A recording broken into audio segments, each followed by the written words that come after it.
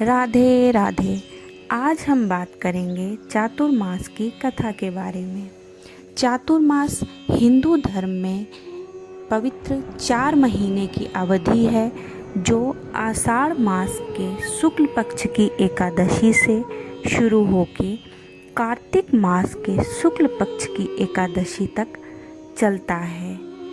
इस दौरान भगवान विष्णु क्षीर सागर में योग निद्रा में चले जाते हैं और सृष्टि का कार्यभार भगवान शिव संभालते हैं। इसलिए इस अवधि में कोई भी मांगलिक कार्य जैसे विवाह, गृह प्रवेश, मुंडन इत्यादि नहीं किए जाते। चातुर्मास से जुड़ी कई पौराणिक कथाएं हैं, जिनमें से एक पौराणिक कथा इस प्रकार है। चातुर्मास की ये पौराणिक कथा भगवान विष्णु और राजा बलि की है। एक समय की बात है, एक अत्यंत पराक्रमी और दानी असुर राजा बलि था। वह भगवान विष्णु का परम भक्त था। अपनी तपस्या और दान पुण्य से वे तीनों लोकों पे अधिकार कर लिया था, जिससे देवतागण बहुत ही चिंतित हो गए थे। सभी देवता बहुत चिंतित रहते थे। फिर सभी देवता इंद्र के साथ मिलके भगवान विष्णु से सहायता लेने के लिए पहुँचे।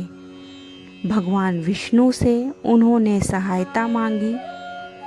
भगवान विष्णु ने देवताओं की प्रार्थना सुनी और प्रार्थना सुनकर उन्होंने 52 अवतार लिया। वे एक छोटे से ब्राह्मण बालक के रूप में राजा बलि के यहाँ पहुँचे। राजा बलि के यहाँ विशाल यज्ञ चल रहा था। राजा बलि यज्ञ कर रहे थे।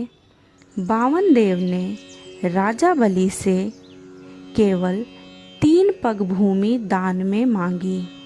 राजा बलि, जो कि अपने दान के लिए बहुत प्रसिद्ध था, उसने हंसते हुए ब्राह्मण से कहा कि मैं तुम्हें 3 पग भूमि देने के लिए तैयार हूँ। जैसे ही राजा बलि ने 3 पग भूमि दान करने का संकल्प लिया, बामन देव ने अपना विराट रूप धारण कर लिया। उन्होंने अपने पहले पग में पृथ्वी नाप ली, दूसरे पग में पूरा आकाश नाप लिया। अब तीसरा पग कहाँ रखें? तीसरे पग के लिए कोई जगह ही नहीं बची थी। तब बामन देव ने राजा बलि से पूछा कि अब तीसरा पग कहाँ रखूं? राजा बलि, जो अपने दान के लिए प्रसिद्ध थे, उन्होंने अपनी दानशीलता और शरणागति का परिचय देते हुए कहा, प्रभु, मेरे पास अब कुछ नहीं बचा। आप अपना तीसरा पग मेरे सिर पर रख सकते हैं। बामन देव ने अपना तीसरा पग राजा बलि के सर पर रखा और उन्हें पाताल लोक भेज दिया। राजा बलि की भक्ति और दानशीलता देखकर भगवान विष्णु बहुत प्रसन्न हुए और बलि के इस दान और समर्पण से प्रसन्न होकर भगवान विष्णु ने बलि को पाताल का अधिपति बना दिया और उसे एक वर मांगने को कहा।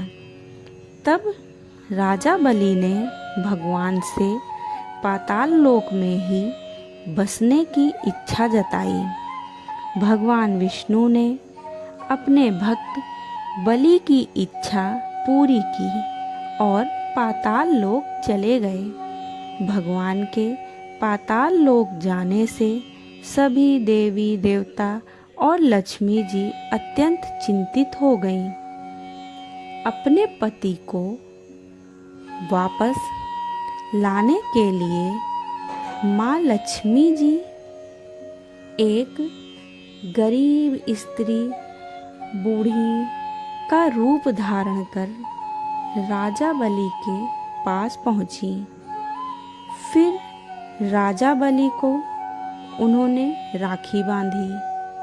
राखी बांध के राजा बलि को देवी लक्ष्मी ने अपना भाई बना लिया और बदले में भगवान विष्णु को पाताल लोक से वापस ले जाने का वचन ले लिया।